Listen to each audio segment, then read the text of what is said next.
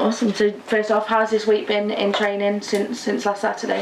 Yeah, I think the first sort of part of the week, Monday, Tuesday, the lads are a little bit down, but I think I would expect that and I'd want that more than I think I'd be a little bit disappointed or very, very surprised if they come in bubbly and sort of, bouncing through the door on a Monday morning after a defeat. So,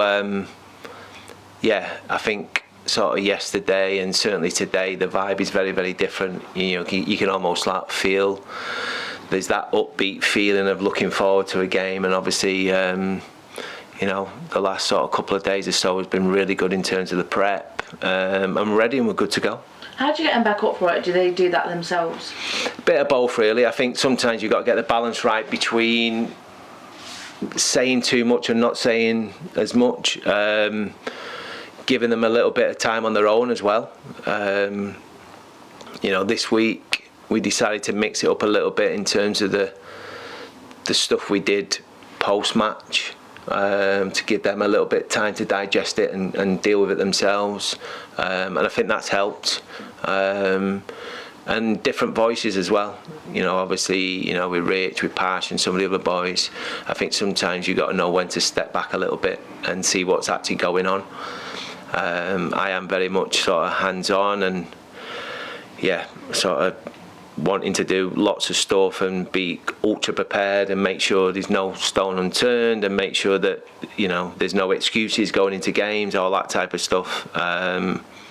Whereas this week I've probably been a little bit more laid back, watch people, watch how they work, how they do things, and then obviously the longer the week's gone on, I've stepped that up a little bit in terms of being a little bit more intense with them. How are you looking injury-wise? Anthony Scully was on the bench against MK Dons. How are you looking apart from that? Yeah, obviously Tom Anderson was the issue, obviously, before MK and missed the game. He's obviously still out. Apart from that, Totes has got a little bit of a neural thing that we're hoping he comes through. So Toto and Ando are the main concerns. Obviously we know about Ando anyway, but Totes is a little bit of a concern with his hamstring, so he'll be touch and go for tomorrow. With Anthony Scully, is it kind of managing his minutes back into fitness? Yeah, I mean, obviously it was one of them where injuries has been an issue for him for a couple of seasons now, and sort of prior before sort of coming in to the football club, I had lots of conversations with him, and I knew he'd been training for a while but not had the games, and then he had a little bit of a setback with the injury. For me, I'm not going to go into too much detail with it, but we had an open and frank conversation about 3 weeks ago.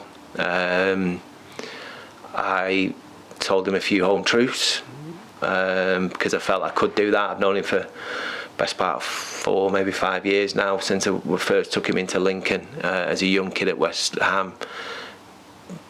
Tried to get him to remember what got him in the place that got to a point where he was performing in the Championship. So he took it on board exactly how I would expect him to, because he's that type of lad. And I'm pretty confident that whether it's in the next couple of weeks or the next couple of months, we'll see the best version of Andy Scully. In the league, you've only named an unchanged team once, and that was the first game into the second. 10 games into the season, is that a concern to you that you are having to make changes every game? Yeah, well, yes and no. I think it's one of them where if I wasn't making changes and we were in the bottom two, I think people had a lot to say about it. So it's one of them situations where sometimes you've either got to reward players with performances or try and affect the team and help the team to get results. And there's one thing putting a performance in, but there's another obviously trying to get the result on the back of that performance. There was a spell for about 5 or 6 games where I was delighted with the performances, and we didn't get all the results that we deserved in them moments. I think the last couple of games, there's been spells in the games where we've been good.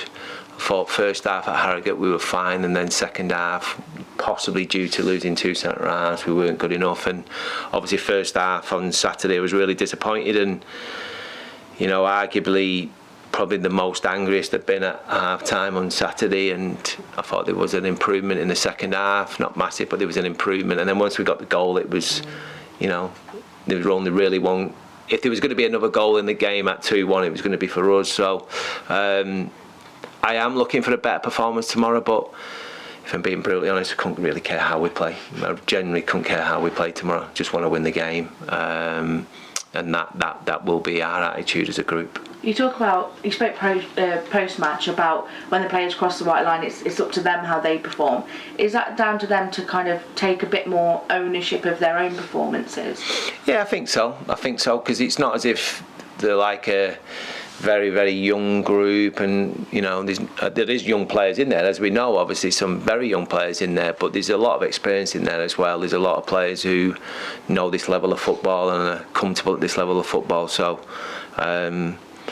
I think that's the same for all teams, all managers, all coaches. Ultimately, I feel we prepare for games.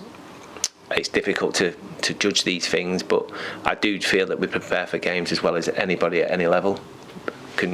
Compared to what we've got available to us and the finances and all that type of stuff, there's nothing that they don't know about the opposition. There's nothing that we sort of don't cover in terms of what we do with the ball, etc.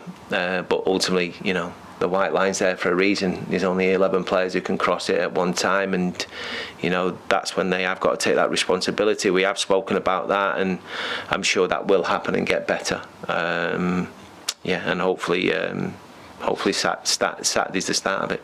Wilbrook came into the team. Eli Harrison, how has he reacted to that? Yeah, fine. I mean, we had a good conversation with Eli before the game last week, and said that we're potentially pulling him out for a game or two, and we basically for lots of reasons. One, obviously, it's been a bit of an up and down sort of start to his league career. Two, sometimes, again, like I've just said to you about myself personally, it's an opportunity to take a step back and look and watch and observe, pick the right moment of when to take a risk and not to take a risk.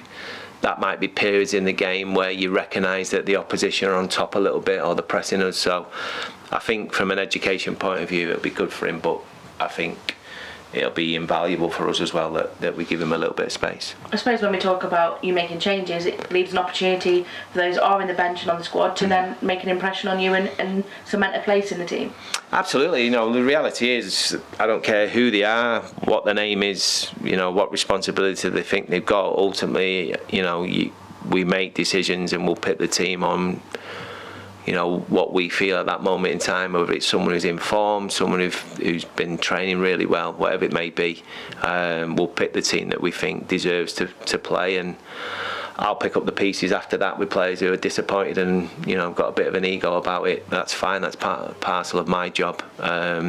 So yeah, you just want those players who get opportunities to take opportunities. You can't keep giving someone an opportunity, them not taking it without looking elsewhere. So we've got a situation now where a couple of defenders are injured, but at the front line or certainly higher up the pitch, the majority of lads are fit and available now. We just spoke to Sam Stubbs, and it's something you hear managers say a lot about going back to basics, doing the basics right. For uneducated people like myself, going back to basics sounds on paper like the easiest thing in the world, but I am sure it isn't. How difficult is it to get yourself just doing the basics properly?